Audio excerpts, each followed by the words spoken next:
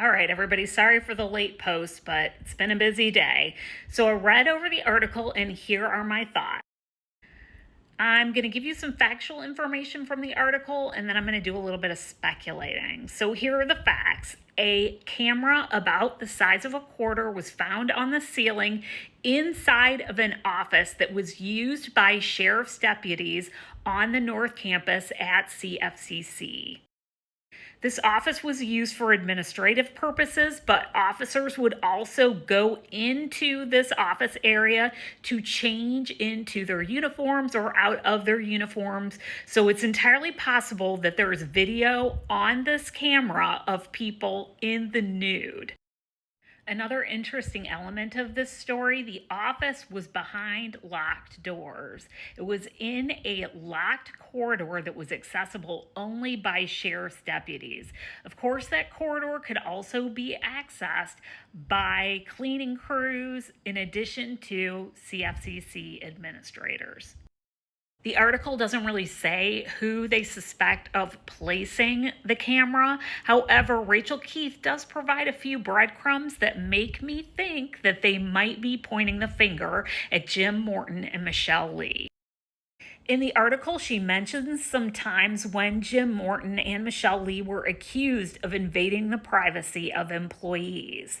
Now, we know a few years back, the HR director and the IT director both resigned, saying that Jim Morton and Michelle Lee were pressuring them to give them access to information on HR hard drives that included complaints from employees about Jim Morton and Michelle Lee. Those complaints given to HR were confidential.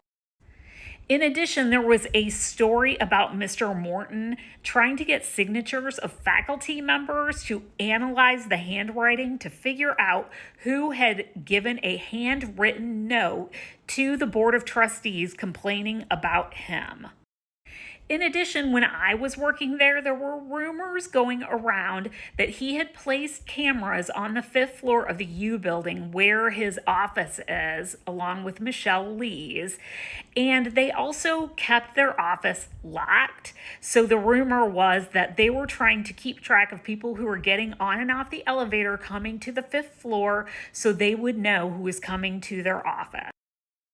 So if my speculation is true and these cameras were potentially placed by Michelle and Jim, then the question becomes, where else were they placing these cameras?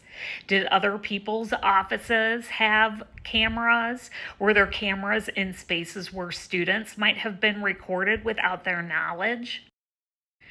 I know that lots of administrators at CFCC tend to watch my videos, so I want to tell you, now that the North Carolina SBI is involved in this investigation, that lying to the SBI is at the minimum a misdemeanor and at the maximum it's a felony.